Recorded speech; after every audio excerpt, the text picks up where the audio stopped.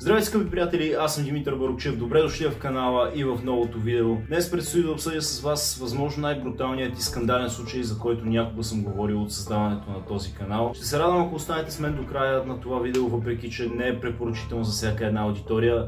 Точно за това в горния ъгъл ще има предупредителен знак 18+, както в предишното видео, което ако сте изпуснали, горещо ви препоръчвам да изгледате, след като разбира се приключите с този случай. Андрей Чикатило безспорно е един от най-известните и най-брутални серийни убийци в цялата криминална история. Той извършва купища зверски престъпления от периода между 1978 година и 1990. Престъпления, за които ще ви разкажа в това видео. Надявам се да сте готови да чуете за зверствата на най-прочутият и най-садистичен съветски сериен убиец за всички времена. Андрей Чикатило е роден на 16 октомври през 1936 година в Яблочное, Украйна. До 12 годишна възраст той е страдал от напикаване, за което е бил критикуван и бит от своята майка. Въпреки всичко това той се справя добре в училище, но когато завършва, той се проваля на изпита за прием в Московският университет. Завършва военната си служба през 1960 година и се премества в Родионово, Несветевск, като там работи като телефонен инженер. През 1971 година той изкарва научна степен в областта на литературата и след няколко успешни взети курса той става учител. Въпреки че не изкарва достатъчно пари от учителската си работа, той решава да запази своята професия, но му се налага да смени няколко поредни училища, защото постоянно има оплаквания срещу него за неприлични опити за физическо насилие над ученици. През 1973 година майка му умира, а през 1978 година той се мести в град Шахти, където извършва и първото си по-сериозно престъпление. Първото открито тяло представлява предимно кости с някои парчета кожа по някои от тях, а от черепът на разлагащото се в напреднал стадий тяло се вижда един черен кичур коса. Тялото е открито от случайен мъж, който се разхожда в местният лесополос, за да събира дърва, а лесополос означава изкуствено зелен участък. Тялото е оставено по гръб, по него няма дрехи, които да помогнат за идентификацията на това тяло, но според положението му то подсказва, че най-вероятно жертвата, която е била жена, е опитала да се бори с своят нападател. Две от ребрата са счупени, а в интимните части на жертвата и очните кухини е дълбано с нож. Тогава мъжът веднага се обажда в тогавашната милиция, за да подаде сигнал. Те се отзовават на мястото и след като виждат това, което той е открил, разбират, че най-вероятно си имат работа с обезумял звяр. Тогава те са шокирани, защото наистина за първи път в живота си виждат нещо толкова брутално и смущаващо. Останките се оказват на 13 годишно момиче на име Любов Бирюк, която е обявена за изчезнала по-рано в началото на месеца. Тогава следователите се свързват с нейния чичо, който я е търсил навсякъде след като тя изчезва. Той пристига на местопрестъплението, за да види останките й, като в този момент умира и последната капка надежда в него за положителен развой на събитията. След няколко часа пристига и главен инспектор Михаил Фетисов от град Ростов, като той иска докладите за абсолютно всички безследно изчезнали лица в този окръг, както и заповядва за моментално претърсване на горите, за евентуалното намиране на още жертви. След доста старателно претърсване не са открити такива, но не са открити и никакви доказателства, които да сочат нещо конкретно за извършителя и случаят се смята за случайно нападение. Съдебно-медицинската експертиза показва, че момичето е нападнато в гръб. Тя е ударена с тъп предмет в задната част на главата, след това е изпаднала в безсъзнание и е била намушкана 22 пъти с нож. Предимно заподозрените са психично болни хора, сексуални насилници и непълнолетни престъпници. Като човек от втората категория, точно регистриран сексуален насилник, разбира, че го следят и го подозират по този случай. След това той се самоубива чрез обесване, като по този начин властите решават, че най-вероятно случаят е приключен. Всъщност те са сигурни, че това е така, защото приемат неговите действия като директно признание. Но след по-малко от 2 месеца се появява още един труп. Железопътен работник се натъква на още едно женско тяло край гарата в град Шахти. Според експертите това тяло е прекарало поне 6 седмици на местопрестъплението, на което е било убито. Тялото е останало с лице към земята, съблечено е и с разтворени крака.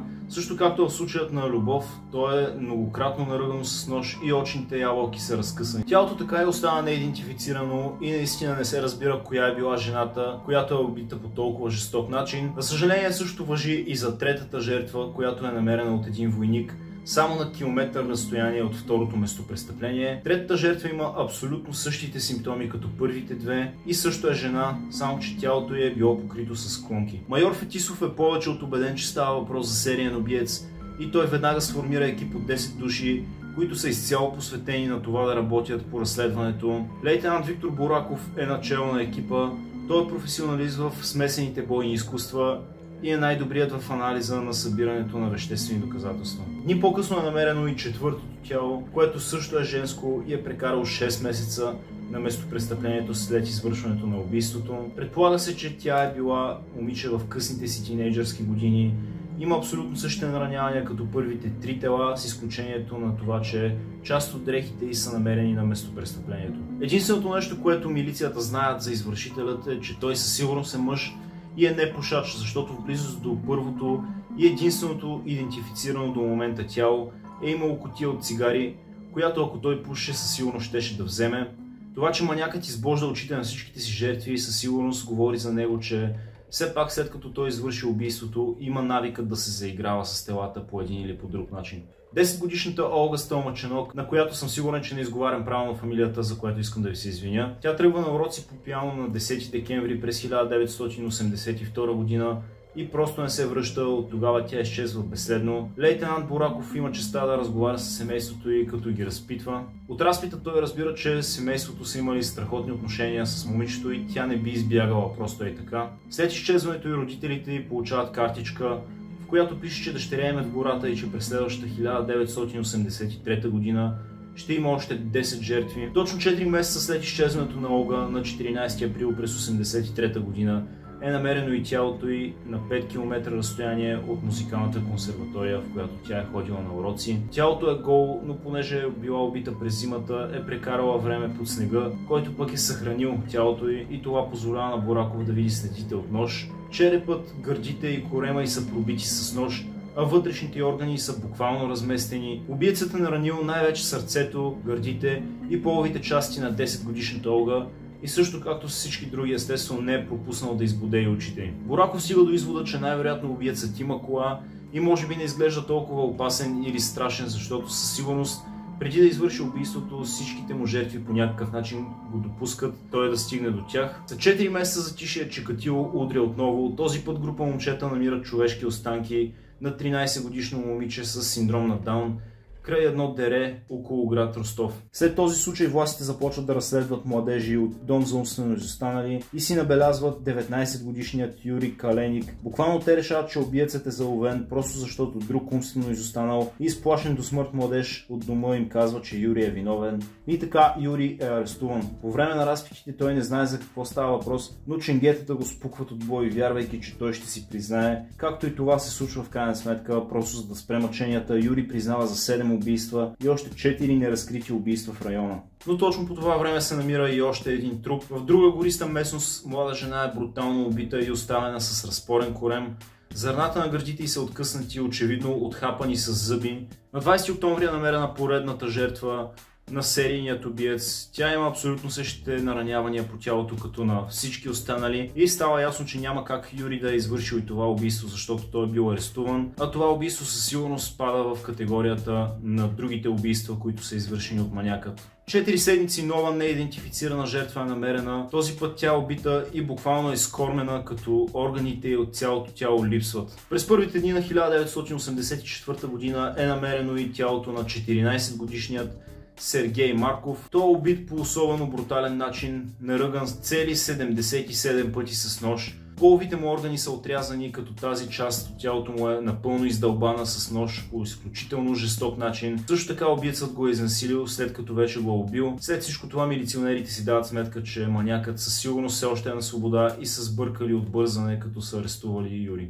През същата година в гористите райони изкачат още десетки трупове. Убийствата просто не спират. С течение на времето разбират, че извършителят е с голямо стъпало, понеже в калта на едно от местопрестъпленията е открита следа от обувка с номер 47. Открити се следи от семенна течност по дрехите на една от многото жертви, случаят на 18-годишно момиче.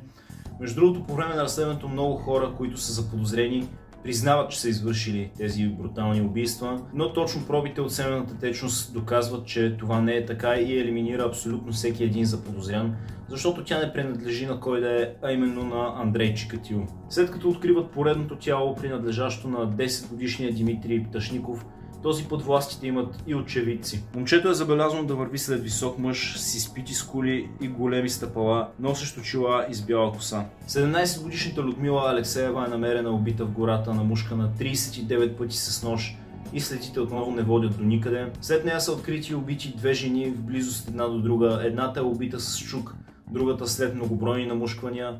Двете се оказват майка и дъщеря. За цялото лято на 1984 година властите откриват цели 24 жертви на убийства, вероятно от един и същи убиец, като през същата тази година той включва нови запазени марки към арсенала си, подобни на това с избождането на очите. В случая той започва да реже горната устна на жертвите си и носовете им, като понякога слага тези отрязани части в устите на жертвите. След всичко това специалният отдел на разследващи се увеличава и вече официално 200 души от двата пола работят денонощно по случаят, а лейтенант Бораков все още е начало на разследването, като той слага и служители на реда под прикритие из окръга, както и по автобусните спирки, по парковете, горите и въобще навсякъде.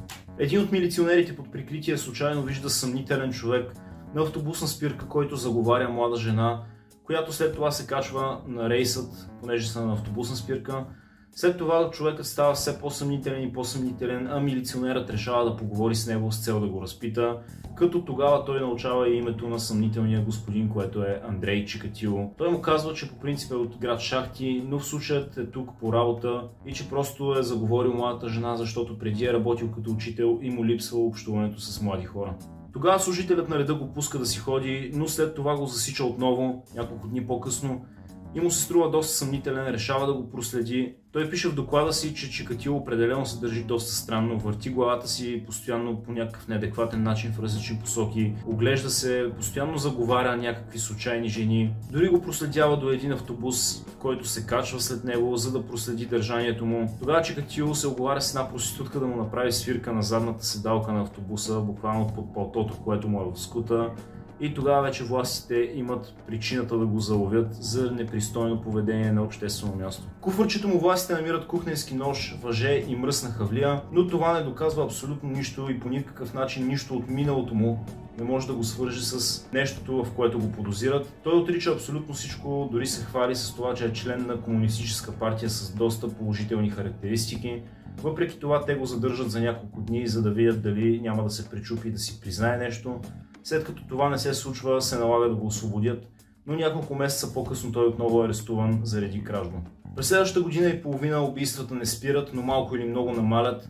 Някъде тогава, в края на 86-та година, Виктор Бораков постъпва в болница за един месец, след като получава нервен срив заради стреса и напрежението, които му се натрупват в последните години, понеже той буквално посвещава целият си живот и ежедневие на това да търси серийният убиец и да се занимава с тези смущаващи случаи. Той е наясно обаче, че няма да спре, докато не изведе този случай до края. Той също така е наясно, че за да хване убиецът трябва да убие поне още веднъж и да допусне грешка, за да могат да го хванат. Това със сигурност е много мъчителна и тежка мисъл. Нищо обаче не се случва до края на годината, а през цялата 87 година няма нито едно убийство и намерено тяло. Тогава разследващите се фокусират върху убийствата, извършени преди 87 година. Също така допускат и варианта, че може би убиецът е прекратил кариерата си на такъв или че може би евентуално е мъртъв. Но тези техни съмнения приключват на 17 май през 1988 година, когато в гората недалеч от гарата е намерено тялото на 9-годишно момче. Той е наръган десетки пъти с нож, с разбит череп, също така изнасилен. Неговото име е Андрей Воронко, а в следващият един месец са намерени телата на още две непълнолетни момчета. Тялото на унгарската студентка на име Елена Варга също е намерено в гората, обезобразено, изнасилено и убито по същият начин, по който са обезобразени и убити абсолютно всички останали. Просто няма как да спомена всички, защото не всички са идентифицирани. И второ, защото ако трябва да говорим за всички по-отделно, просто едно видео няма да ни стигне, колкото и часове да го направят дълго. В началото на 1990 година откриват и Алексей Хоботов, 10-годишно момче убито и обезобразено, а езикът му липсва от тялото. Общ работник намира и 13-годишният Виктор Петров, убит и обезобразен в ботаническата градина. На 17 август 11-годишният Иван Формин, намушкан 42 пъти с нож, след което кастриран и изнасилен. Скоро милицията научава, че техният стар познайник Андрей Чикатило е подал ставка като учител, просто защото не може да си намери работа, понеже множество оплаквания за гавра с ученици срещу него излизат наяве. Също така е уволнен от следващата си работа в някакво предприятие заради кражба и накрая навързват, че всъщност неговите пътувания съвпадат с убийствата, по които работят вече толкова много години. Те разбират също така, че той е отстранен от комунистическата партия, в която е присъствал тогава, заради присъдата, която отнася заради кражба. На 20 ноември през 1990 година трима офицери довеждат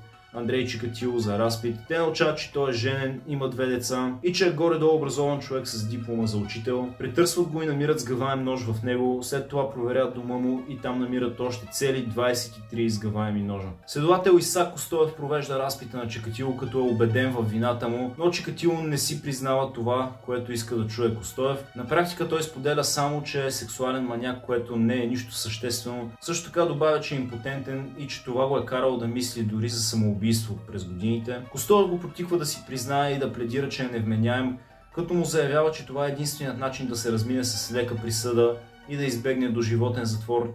Чикатило обаче е категоричен и продължава да отрича, че не е виновен. Той твърди, че по време на убийствата е бил в дома си с жена си. В отчаянието си властите разрешават разговор между психиатър Бохановски и Андрей Чикатило. Разговор, който се състои и отнема цели 2 часа. Психиатърът сменя подхода, понеже усеща, че заподозреният иска да говори основно за болката и за гневът, който изпитва. Тогава той решава да го изслуша и да прояви разбиране към него. Тогава Чикатило решава, че може би говори с единствения човек, който някога го е разбирал. Той се разтреперва, срива се и буквално си признава абсолютно всичко. Срещу него са повдигнати обвинения за 36 предумишлени убийства. Просто толкова са потвърдени по това време, но вярвайте ми, със сигурност бройката е далеч по-фрапираща. Със сигурност дори самият той не знае колко убийства е извършил. Той призна и за първото си убийство, което извършва през 1978 всъщност. Тогава той убива 9-годишната Лена Закатнова. Ужасен факт е, че за убийството е арестуван и екзекутиран друг човек, т.е. властите са убили друг човек заради него. Чикатило също така споделя, че е удушил момичето, след това опитал да я изнасили, но понеже не получил ерекция, все пак я изнасилил, само че е използвал ножа си като заместител и буквално я е изкормил. Споделя също така за още купища извращения от рода на това, че през 1981 година е убил бездомно момиче, което е обезобразил с ножа си и след това отхапал зърната от гърдите и с зъби и ги е погълнал. Той е изправен пред съда на 14 април през 1992 година, като в залата присъстват 250 човека, сред които и хора от семействата и близки на негови жертви. Когато хората започват да крещят по него, когато той излиза, незнайно защо той си сваля гащите пред абсолютно всички, започвайки да издава някакви странни звуци, да се държи супер неадекватно, след това те го изкарват от залата. След 2 месеца на 14 октомври съдията осъжда Андрей Чикатило на смърт, а обезумялата тълпа просто настоява да им го пуснат и да го разкъсат с голи ръце, така както той е разкъсал близките им. Някои специалисти искат да го изучават жив заради анормалното му положение и поведение, докато самият той твърди, че може би е една огромна грешка на природата, това буквално са негови думи. И така стигаме до 15 февруари през 1994 година, когато Андрей Чикатило е отведен в специално шумоизолирано помещение, където е застрелян с куршум в тила, като по този начин приключва живота и криминалната история на един от най-бруталните, най-свирепите и най-безмилостни серийни убийци, живяли някога на планетата Земя. По този начин ще приключи и видеото за днес. Това беше абсолютно всичко по случаят, скъпи приятели. Благодаря ви, че бяхте с мен в това видео и останахте до края на него. Ще се радвам, ако то ви е харесал и ви е било интересно, защото аз наистина се постарах доста, събирайки информация и заснемайки тази история. Ако видеото ви е харесало, може да оставите лайк, да пишете мнението си за Чикатило и за целият случай като цяло в коментарите. Ще се радвам, ако се абонирате за канала. По този начин ще помогнете на мен и за развитието на този канал. Натиснете камбанката, за да получавате известия всеки път, когато публикувам видео в този канал. Ще се видим следващата седмица. Пожелавам ви безсмъртие. Живи и здрави! Peace!